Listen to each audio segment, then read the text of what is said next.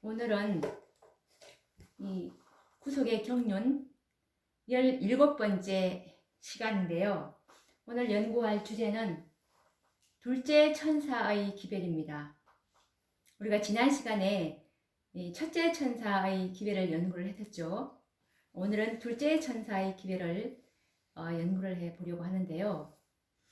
1844년 10월 22일 주님께서 재림하실 것이라는 둘째 천사의 기별은 힘있게 전파되기 시작하였습니다. 그러나 첫째 천사의 기별을 거절한 자들은 둘째 천사의 기별을 깨닫지 못하였고 그 기별을 받아들이지도 못하였습니다. 거의 모든 교회들은 둘째 천사의 기별을 정면으로 거절하였고 오히려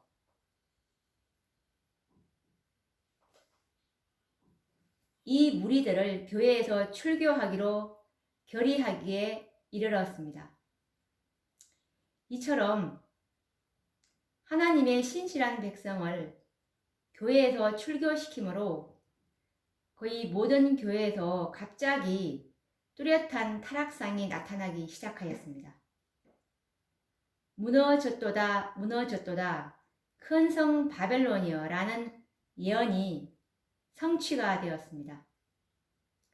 마침내 그해 여름에 5만 명의 진실된 신자들이 교회로부터 분리되어 나왔습니다.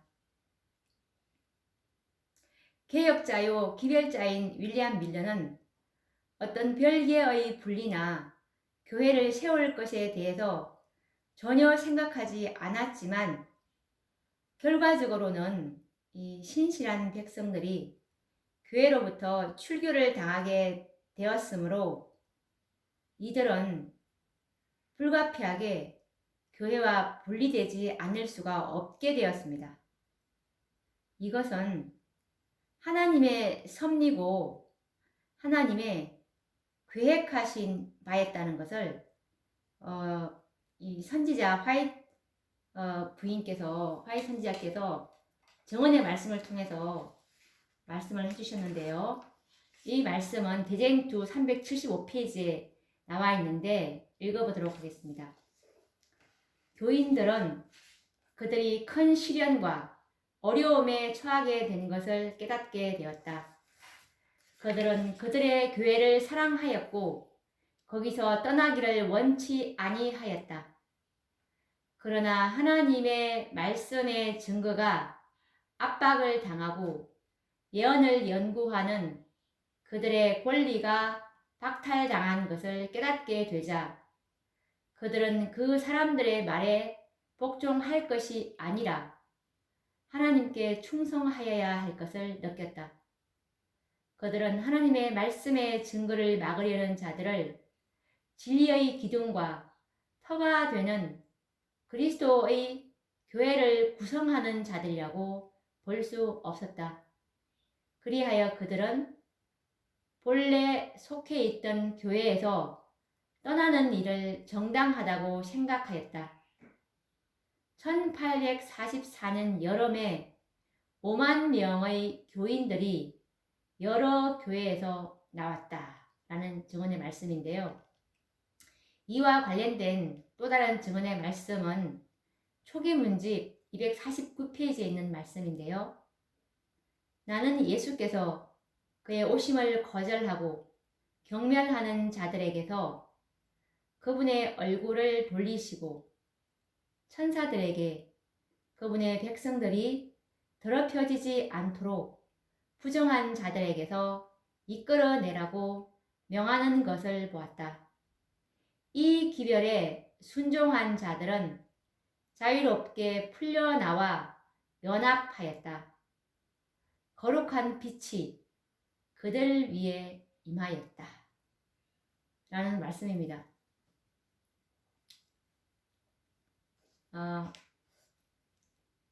이 첫째 천사의 기별 거절로 인해서 그 안에서 그 교회 안에서 이 기별을 받은 무리들을 이제 출교를 하게 될 때, 출교를 시킬 때, 그 다음에 교회에 내려지는 선고가 무너졌도다 큰 성 바벨론이라는 선고를 받게 되는 것입니다. 그래서 더 이상 하나님의 임재가 이제는 그 기별을 받은 그 쫓겨난 무리들과 함께 하는 것이 하나님의 섭리이고, 이제 하나님의 백성들을 이제 쫓아내므로 그 교회는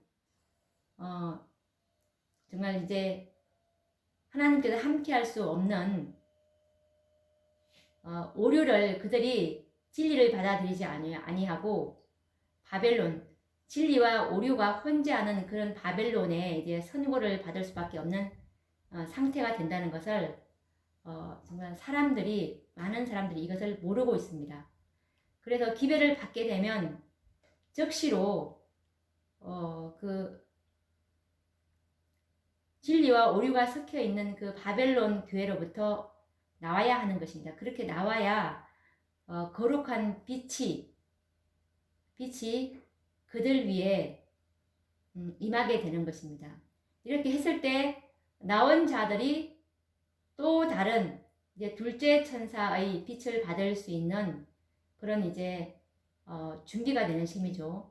그 예수님께서 주시고자 하시는 그 빛을 이제 받을 수가 있고, 거절한 자들은 더 깊은 암흑 가운데 빠지게 되는 것입니다. 그래서 이 둘째 천사의 기별은 그리스도의 재림이 봄에서 가을로 7개월이나 연기되었음을 알리는 기별이었습니다. 첫째 천사의 기별을 경험한 자들은 말씀을 연구하는 가운데 이런 사실을 발견하게 되었습니다. 항상 이렇게 쫓겨난 뒤에야 둘째 천사의 기별이 무엇인지를 깨닫게 되는 것입니다. 쫓겨나기 전에는 도대체 이런 일이 왜 일어나는지를 알 수가 없는 것입니다. 그래서 쫓겨나고 나서 이제 그들이 말씀을 통해서 연구를 하면서 왜 이런 일이 있어야 되는지를 이제 깨닫게 되는 거죠. 그래서 이처럼 새로운 사실을 발견하기까지 4개월이라는 시간을 벌써 소비하고 말았습니다. 3월이니까 이제 7월 달에 이런 사실을 알게 7월 밤중 소리의 기별을 받을 이제 그 사실을 감안해 볼 때 이제 4개월이라는 시간을 소비하고 만 셈이죠. 이제 그리스도의 재림은 그들에게는 3개월의 시간밖에 남아있지 않았습니다. 그래서 그들은 이 3개월이라는 짧은 시간 안에 주님을 만날 준비와 아울러 온 세상에 기별을 전해야 하는 막중한 책임과 의무를 느끼게 되었으므로 그들의 마음들은 이제 압도를 당하였습니다. 이 기다리는 이 시간 동안 그들은 마음의 정결과 순결을 방해하는 곳이라면 그곳에서 분리해야 할 필요성을 강하게 느끼게 되었습니다. 이들은 세상과 진리를 거절한 교회와 분리되어 자신들의 순결을 지키기에 최선을 다하였습니다. 그래서 이제 1844년 여름에 약 5만 명의 신자들이 자신들이 사랑하던 교회를 떠나게 된 것입니다. 이처럼 둘째 천사의 경험은 자신의 순결을 보존하기 위해서 철두철미하게 죄와 죄인들에게서 분리되는 경험입니다.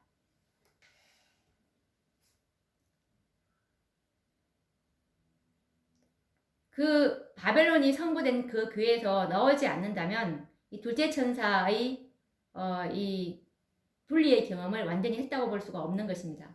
그와 동시에 주께서 다시 오신다는 이 기별을 전파하는 일에 모든 재물과 재능을 기꺼이 헌신하였으며 한 영혼의 구원을 위해서 기도로서 밤을 새웠고 영혼에 대한 사랑과 거룩한 열성으로 이제 분기되었습니다. 이것에 관련된 증언의 말씀은 대쟁투 400페이지에 나오는 말씀인데요.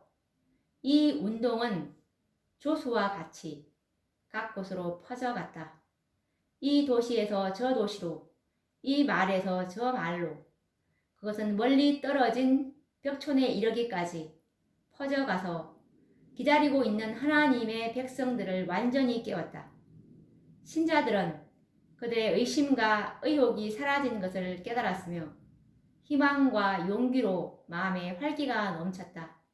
이 운동은 흔히 경험하는 바와 같이 흥분적인 것에만 의존하고 하나님의 성령의 통제력이 없으므로 생기는 극단적인 일은 전혀 아니었다.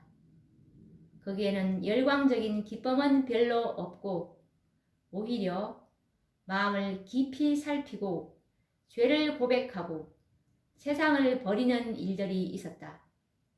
주님을 만나기 위한 준비는 그들의 번민하는 마음에서 떠나지 않는 부담이었다. 그들은 끈기 있는 기도와 확고한 헌신을 주께 드렸다. 왜 안 그렇겠습니까? 주님 만날 날이 3개월밖에 남지 않았다고 하는데 그리고 또 이와 관련된 또 다른 증언의 말씀은 대쟁2 400페이지에 나오는 말씀인데요. 열성 있고 진실한 신자들은 그리스도를 위하여 모든 것을 버리고 전보다 그리스도 앞에 더욱 가까이 나아갔다. 그들은 그들이 확신한 그대로 세상에 최후의 경고를 하였다. 그들은 미국에 그들이 주님과 하늘의 천사들에게 영접되리라고 기대하면서 경고의 기별을 받지 않은 자들과의 교제에서 거의 떠나 있었다. 그들은 간절한 마음으로 주 예수여 속히 오시옵소서라고 기도하였다. 그리고 또 이와 관련된 다른 증언의 말씀은 초기 문집 238페이지에도 이들의 경험이 잘 나타나 있는데요. 둘째 천사의 기별은 세계 각처에서 빛을 발했으며 그 외침은 수많은 사람들의 마음을 녹였다. 그 기별은 도시에서 도시로, 마을에서 마을로 번져나가 하나님을 기다리는 자들은 모두 깨우침을 받았다. 많은 교회들이 이 기회를 거절했으며 산 증거를 가진 큰 무리가 이 타락한 교회들을 떠났다. 밤중 소리는 큰 성과를 거두었다.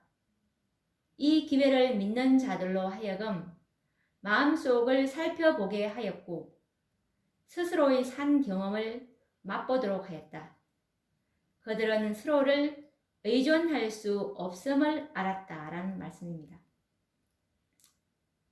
이와 같은 이 둘째 천사의 기별에 의한 경험은 곧 나의 경험이 되어야 합니다. 진리의 원칙대로 살지 못하도록 하는 모든 환경에서 우리는 분리하여야 합니다. 나의 직장, 나의 친구, 그리고 우리의 친척, 교우들의 교제에서 악한 감화와 진리의 말씀대로 살지 못한다면 단호하게 우리는 분리되어야 합니다. 그렇게 하지 않는다면 자신의 순결을 유지하지 못할 것이며 그리스도와의 관계는 끊어지고 말 것입니다. 오늘날 이 셋째 천사의 기별을 믿노라고 하는 자들 중에는 생활 문제와 학업 문제 등 여러 가지 이유들로 진리의 말씀들을 순종하지 못하고 세상과 타협하며 살아가는 자들이 얼마나 많습니까? 이런 이들은 둘째 천사의 기별을 경험해야 합니다. 왜냐하면 주님께서는 흠과 점이 없이 자신의 순결을 온갖 더러움으로부터 온전히 분리된 사람들을 구원하시기 위해서 재림하실 것이기 때문입니다.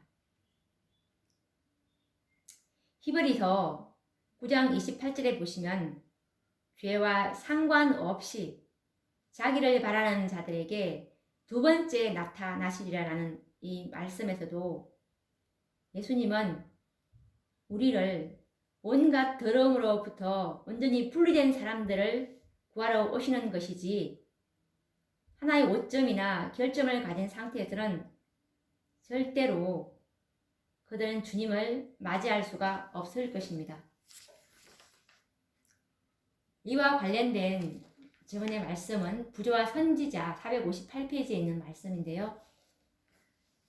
그리스도를 따르는 자들은 죄인들과 분리되어야 하며 그들을 위하여 선을 행할 기회가 올 때에만 그들과 교제하도록 선택할 것이다.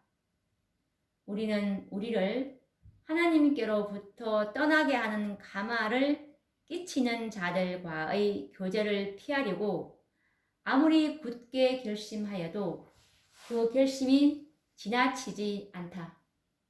우리를 시험에 들게 하지 마옵소서라고 기도함과 동시에 우리는 될 수 있는 대로 시험을 피하여야 한다라는 말씀입니다. 우리는 선을 행할 기회가 올 때만 그들과 교제하도록 선택해야 할 것이고, 정말 우리는 하나님께로부터 떠나게 하는 가마를 끼치는 자들과의 교제를 피하려고 아무리 굳게 결심하여도 그 결심이 지나치지 않다라는 것입니다. 첫째 천사와 함께 둘째 천사는 지금도 하늘을 날아가고 있습니다. 그러므로 지금도 우리는 이 경험이 필요한 것입니다. 모든 재림 신자들은 참으로 나는 둘째 천사의 기별을 경험한 자인지 스스로 자문해 보아야 할 것입니다. 주님의 재림을 기다리는 성도들은 자신의 영혼을 더러움에서 보호받기 위해서 최선의 노력과 희생을 감수하여야 하며, 그리고 믿음을 지켜야 합니다. 그리고 전심을 다하지 않는다면 우리는 영생을 쟁취하는 일에 실패하게 될 것입니다.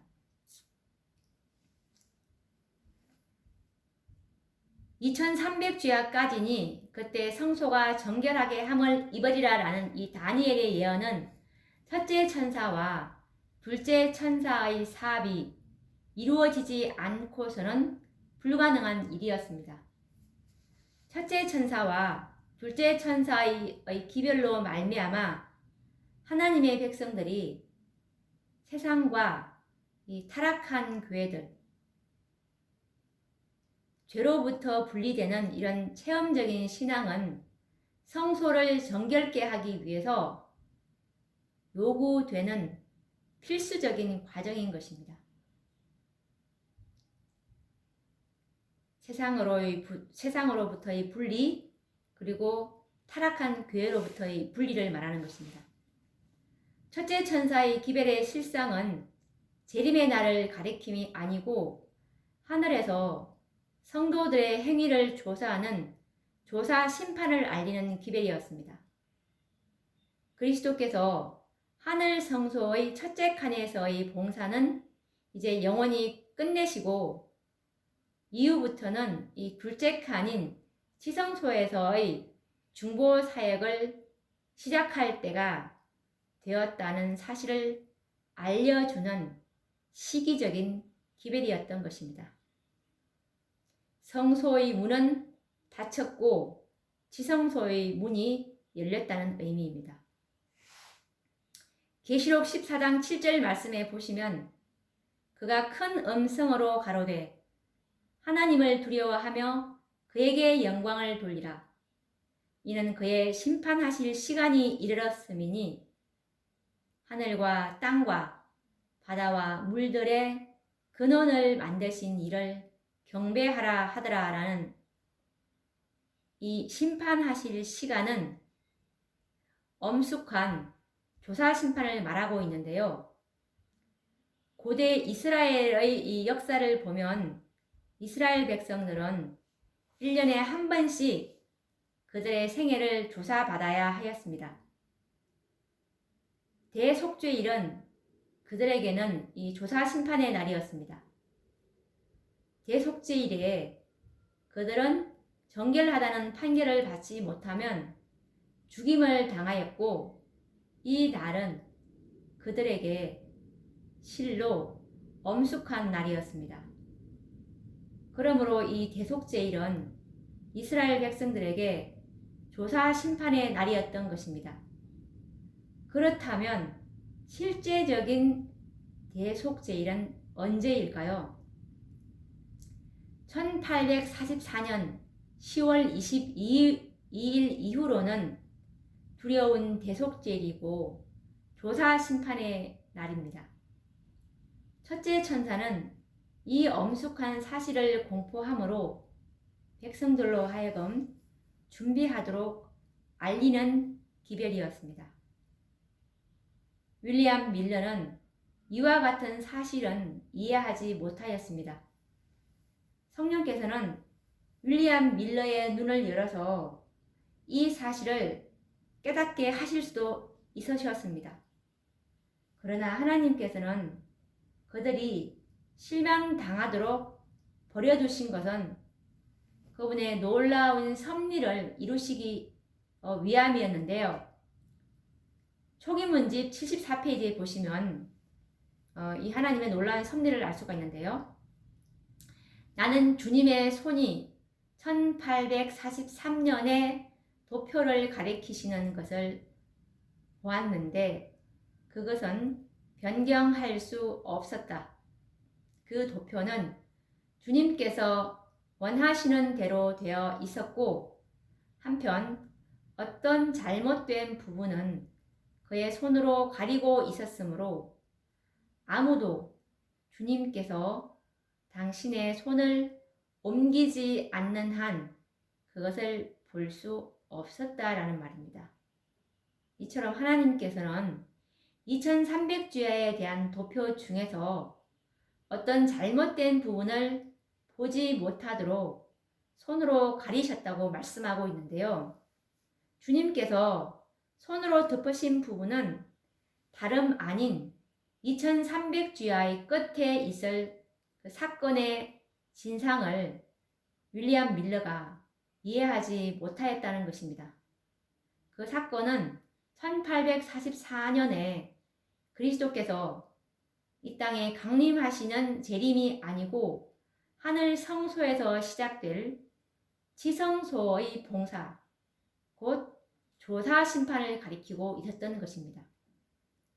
그와 같이 이 잘못된 해석을 하나님께서 묵인하심으로 말미암아 당신의 백성들은 2번이나 큰 실망을 당하게 된 것입니다.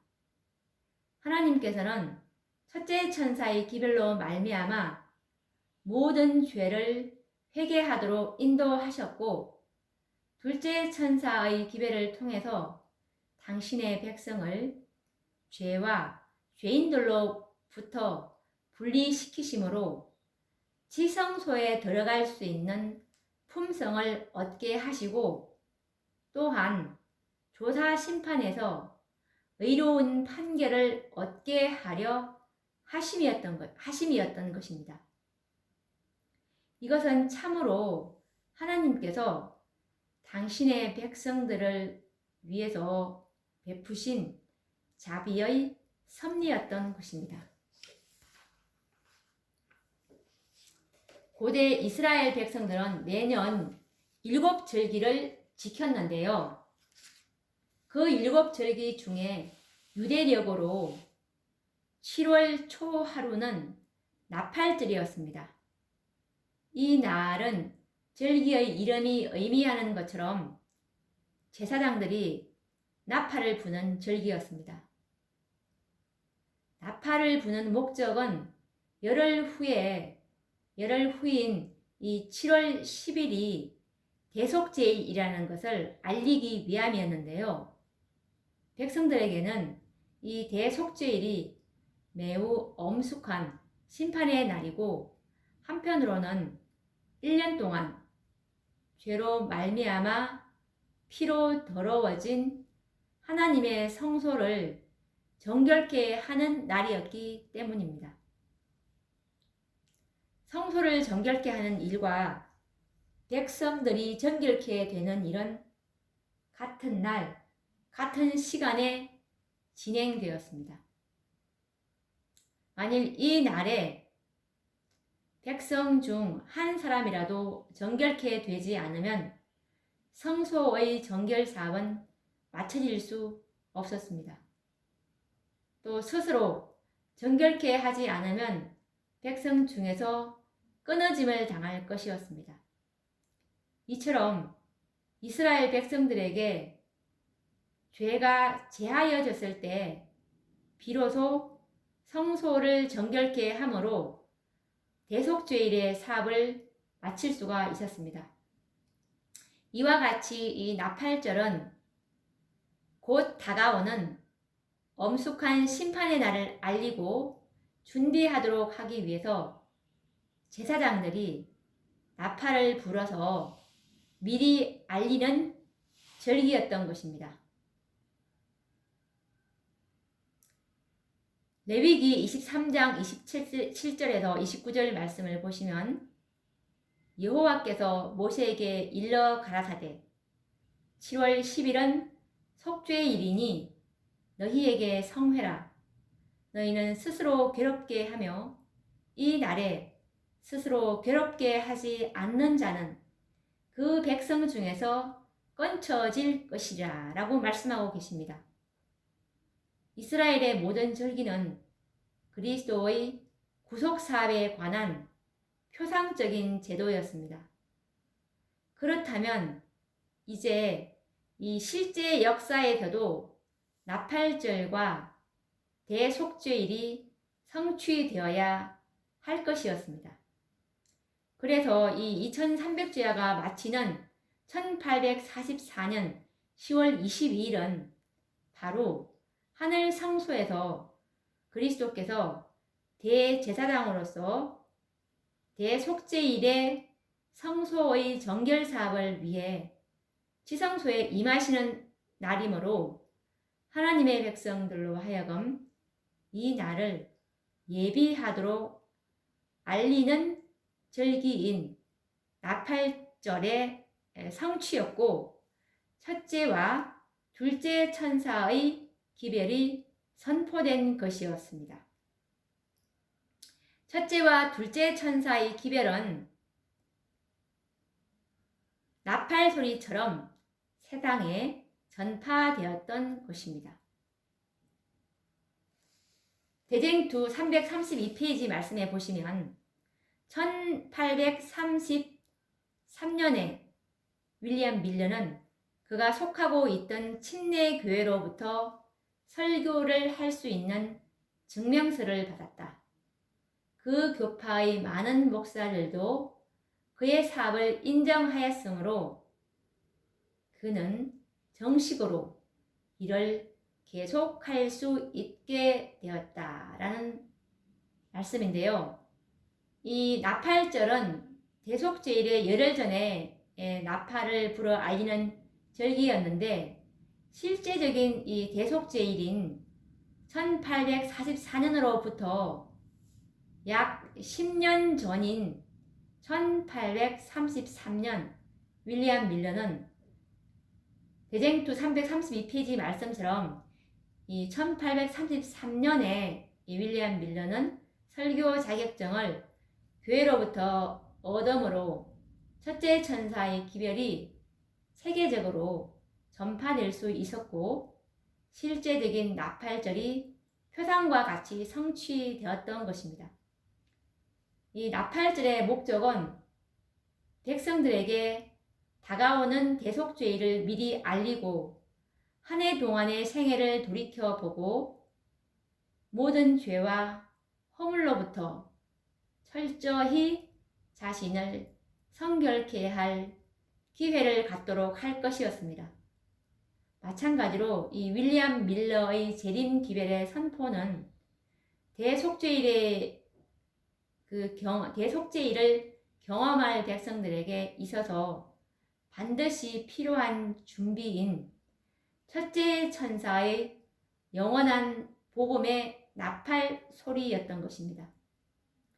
1833년부터 1844년까지 하나님의 참 백성들은 옛날 이스라엘 백성들이 경험했던 것처럼 자신을 정결하게 하고 철저한 회개의 경험을 하게 되었던 것입니다.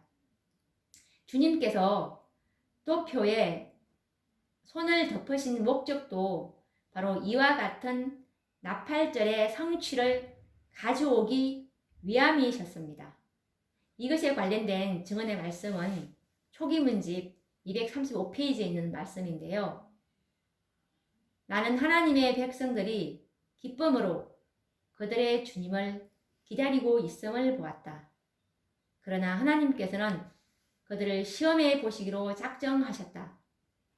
그분은 예언적 기간을 계산하는 데 생긴 과오를 당신의 손으로 덮어두셨다. 그리하여 주님의 오심을 고대하고 있던 자들은 이 과오를 깨닫지 못하였으며 시기를 반대하는 최고의 학자들도 역시 그것을 덜추어내지 못했다 라는 말씀입니다. 하나님께서 이 윌리엄 밀러의 과오를 묵인하신 것은 당신의 백성들이 하나님의 날에 설 수 있도록 백성들을 준비시키기 위해서였던 것입니다. 만일 이 사실 그대로 1844년이 재림이 아니고 그리고 조사 심판의 날이라고 전파했더라면 누가 그 기회를 믿었고 그리고 과연 몇 명이나 회개해서 눈물을 흘리는 그런 경험을 하였을까요? 그런데 성소의 정결을 그리스도의 재림이라고 믿었던 과오가 그대로 전해지므로 하나님이 계획하신 그 본래의 계획, 즉 나팔절의 경험이 이루어진 것입니다. 철저한 회개와 죄와 죄인에게서 분리가 일어났으므로 성소 회복의 마지막 단계인 지성소를 회복할 수 있는 정결한 한 백성이 준비된 것입니다. 이것에 관련된 증언의 말씀은 초기 문집 246페이지에 있는 말씀인데요. 나는 신실한 자들이 기대하던 시간에 그들의 주님을 뵙지 못하게 되자 몹시 실망하는 것을 보았다. 당신의 백성들에게 미래를 감추시고 그들을 결정의 지점에 서게 하시는 것이 하나님의 경륜이지만 그리스도의 재림에 대한 정한 시기가 전파됨이 없이는 하나님의 계획하신 일이 이루어질 수 없다라는 말씀입니다.